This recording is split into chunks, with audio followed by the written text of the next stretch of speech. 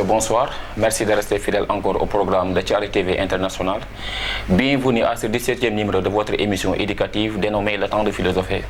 Alors, pour ce 17e numéro, nous allons nous intéresser sur un sujet très important, en tout cas qui nous invite à réfléchir encore sur le domaine 2, communément appelé ce qu'on appelle l'État.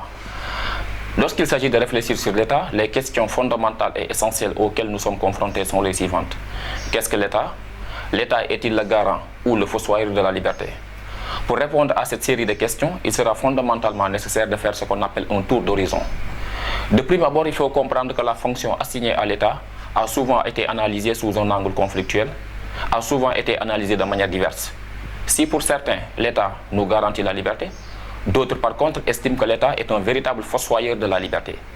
Quels sont les enjeux, en tout cas, quels sont les paramètres qui nous permettent, quelles sont les raisons fondamentales qui nous permettent d'avancer un certain nombre de points de vue? D'abord, il faut comprendre que l'État peut être défini comme une autorité souveraine qui détient et exerce un pouvoir politique sur un territoire donné. Ça, c'est la première tentative de définition. Autre tentative de définition, il faut comprendre que le mot État vient du latin status, qui désigne la manière d'être d'une personne ou d'une chose à un moment donné.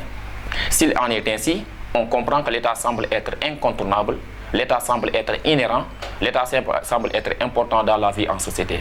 Dans la mesure où c'est l'État qui est censé réglementer la vie sociale, c'est l'État qui est censé normer, régenter et organiser la vie sociale.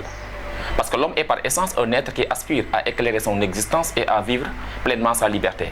Dès lors, cette liberté, pour qu'elle soit possible et pensable, il faut qu'elle soit normée, il faut qu'elle soit réglementée, d'où l'urgence, la nécessité de mettre en place ce qu'on appelle les lois. Et ces lois ont été légiférées, ont été édictées par l'État. C'est la raison pour laquelle d'ailleurs, certains penseurs, ou en tout cas certains philosophes, pensent que l'État est un véritable obstacle à la réalisation de la liberté de l'homme. D'autres par contre pensent que l'État nous garantit la liberté. D'abord, nous allons nous intéresser sur les défenseurs de l'État, c'est-à-dire ce qu'on appelle les étatistes. Dans la perspective de dire que l'État nous garantit la liberté, il y a des philosophes qui soutiennent l'idée selon laquelle, en dehors de l'État, l'homme ne peut pas être libre. Un tel point de vue a été développé par Hegel, par Spinoza et par ce qu'on appelle Jean-Jacques Rousseau. Aux yeux de Hegel, tout ce que l'homme a, tout ce que l'homme est, il le doit à l'être. C'est là que réside son être. Donc dans ce sens, on comprend que Hegel fait partie de ce qu'on appelle des défenseurs de l'État. Parce qu'en dehors de l'État, Hegel pense que l'homme ne peut pas être libre. Pour que l'homme soit pleinement homme, pour que l'homme soit en tout cas caractérisé par la sociabilité et par un être totalement social, il faut que l'homme soit conforme aux lois établies par l'État. Dans cette perspective, on comprend que l'État est incontournable dans la vie en société. Dans le même ordre d'idée de montrer que l'État est important dans la vie en communauté, dans la vie en société, on pourrait s'inscrire dans la perspective de Baruch Spinoza. Parce qu'aux yeux de Spinoza, la fin de l'État, c'est la liberté. S'il en est ainsi, on comprend que l'État est loin d'être un instrument, un appareil qui nous empêche d'être libres, mais l'État est censé réglementer la vie sociale. En effet, en tant que réalité sociale organisée, l'État est constitué de 3 éléments fondamentaux. Je cite, il y a un élément matériel qu'on appelle le territoire, un élément charnel qu'on appelle la population et un élément juridique qu'on appelle le pouvoir et l'institution. Ces 3 éléments nous permettent de fonder, nous permettent d'avoir un État. Une fois que ces 3 éléments sont réunis, la réunion de ces 3 éléments nous permet d'avoir un État. De ce point de vue, on comprend que l'État a pour rôle fondamental de garantir la sécurité, la paix et la stabilité du pays. En même temps, il faudra préciser que l'État dispose de ce qu'on appelle des appareils répressifs et des appareils idéologiques de l'État. Quand je parle des appareils répressifs de l'État, je fais allusion à la police, à l'armée, à la gendarmerie et aux tribunaux. Et des appareils idéologiques comme les lieux de culte, l'église, la mosquée, les écoles et les syndicats. Dans cette perspective, on comprend que l'État est nécessaire dans la vie en société. Pourquoi? Parce que l'homme ne peut pas vivre pleinement sa liberté de manière absolue, de manière illimitée, mais cette liberté doit être normée, doit être encadrée par l'État. C'est la raison pour laquelle d'ailleurs, nous pouvons comprendre le philosophe français, en l'occurrence Jean-Jacques Rousseau, lorsqu'il déclare, je cite, « L'impulsion d'un seul appétit est esclavage, l'obéissance à la loi conseil prescrite est liberté. » Aux yeux de Rousseau, l'homme libre est celui qui se conforme aux lois établies, aux lois légiférées par l'État. Dans ce sens, on comprend que l'État nous garantit notre liberté. Toutefois, d'autres philosophes estiment que l'État est un véritable obstacle. L'État est un véritable écueil. L'État est une véritable barrière à la réalisation de la liberté de l'homme. Un tel point de vue a été développé par des marxistes et par les anarchistes.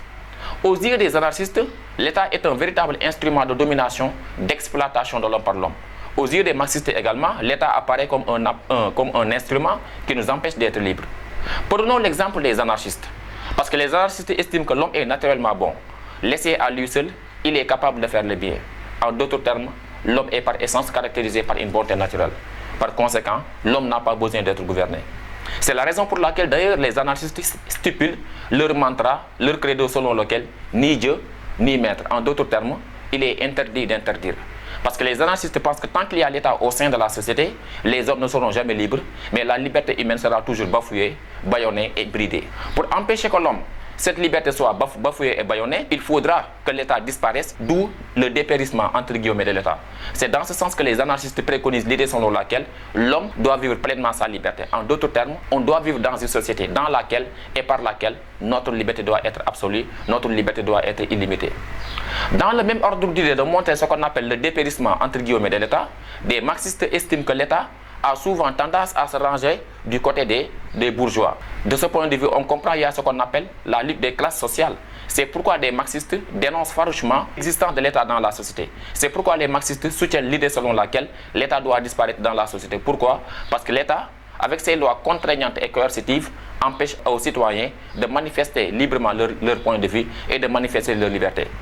Un tel point de vue semble montrer que l'État apparaît comme une véritable barrière, comme un obstacle à la réalisation de la liberté de l'homme. Dans ce sens, on comprend que la fonction assignée à l'État semble être analysée sous un angle double, semble être analysée en tout cas sous un angle contradictoire. S'il en est ainsi, comprenons par là que même si l'État apparaît parfois comme une contrainte à la réalisation de l'homme, il faudra cependant préciser qu'on ne peut pas vivre dans une société sans État. C'est la raison pour laquelle d'ailleurs, nous pouvons comprendre Paul Valéry, lui qui semble prendre une position médiane, autrement dit, lui qui semble couper la poire en deux. À travers ces citations de Paul Valéry, on comprend que l'État, même si l'État est mauvais, l'être humain a besoin d'être gouverné, comme l'a dit Emmanuel Kant, l'homme est un animal qui a besoin d'un maître.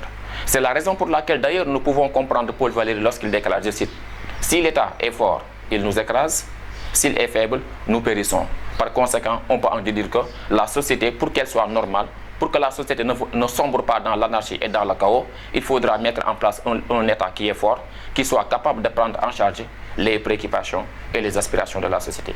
Je pense que cette vidéo vous a beaucoup plu. Quant à moi, je vous donne rendez-vous la semaine prochaine pour un autre numéro dans votre émission éducative, Le Temps de philosopher. Merci.